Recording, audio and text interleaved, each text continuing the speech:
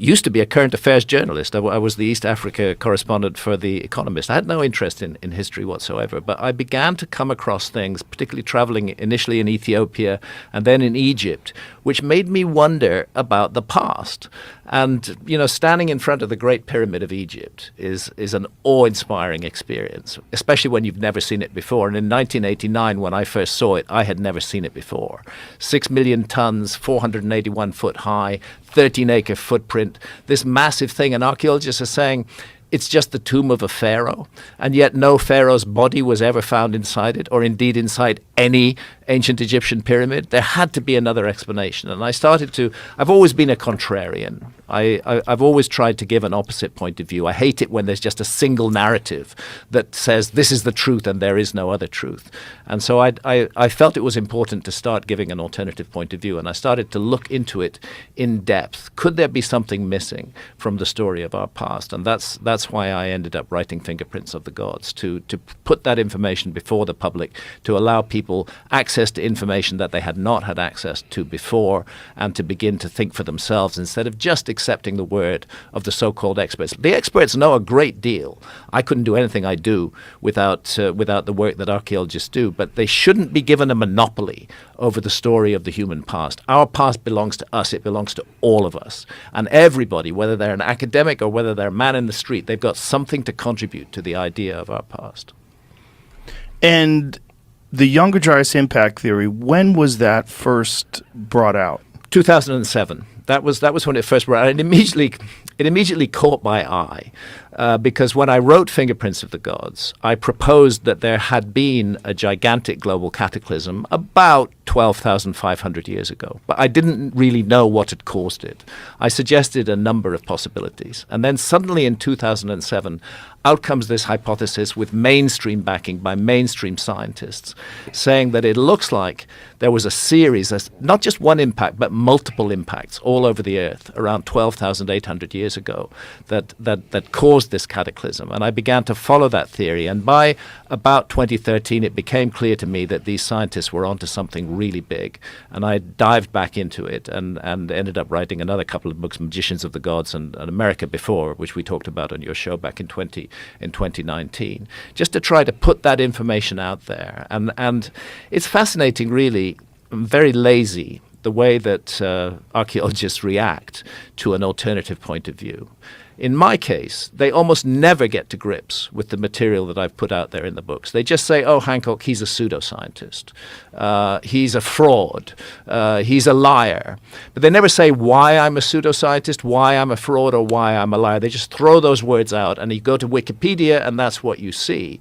And the point about Wikipedia is that's the first place, if somebody hears my name or hears about my ideas, first place they're going to go have a look is Wikipedia. And immediately they're going to get turned off. And you can't edit my Wikipedia page. They've locked it, and it's controlled by a group of academics. So I do find this incredibly irritating. But the only thing to do is to keep on going. And this is why, frankly, Joe, your show has been so important, because you're one of the very few people who's allowed this information to get out to the general public. This contrary information which the mainstream doesn't want to hear.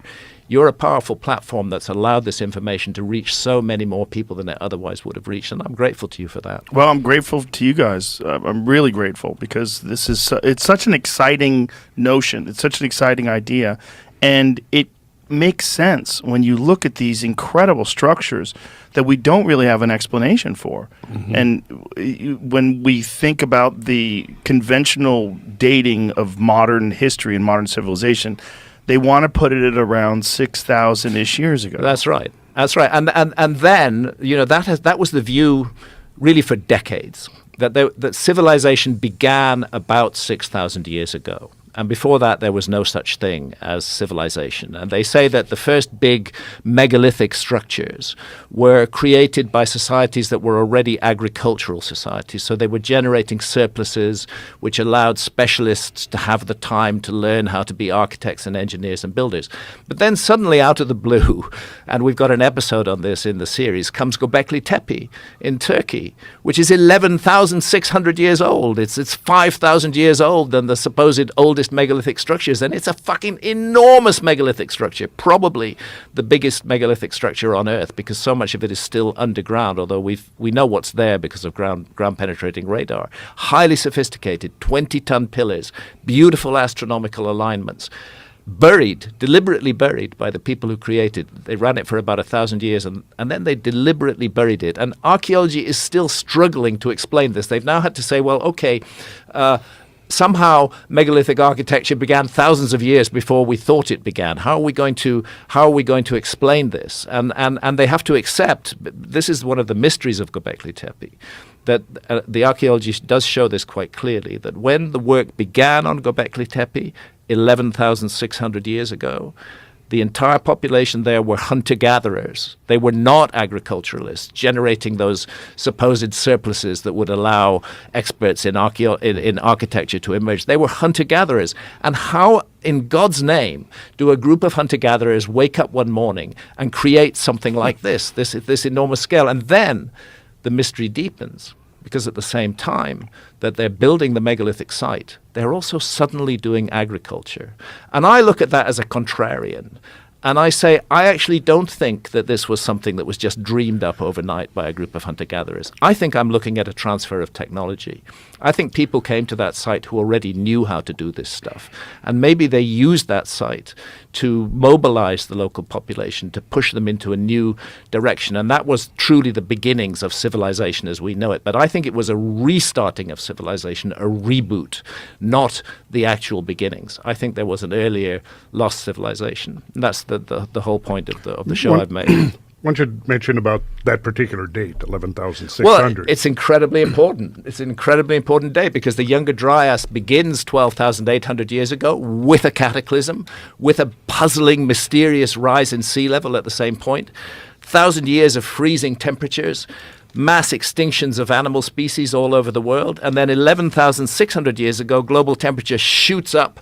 The last of the ice caps collapse into the sea. Sea level rises enormously. That is the date that work starts at Göbekli Tepe, and it's a point I've made many times, but it's really worth making because archaeologists roll their eyes every time you say the word Atlantis. But that is precisely the date that Plato, which is the earliest surviving reference to Atlantis, that's precisely the date he gives for the destruction of Atlantis, 11,600 years before our time. He puts it this way, that his ancestor Solon visited Egypt, and we know about that visit. It's historically recorded. That visit to Egypt was in 600 BC,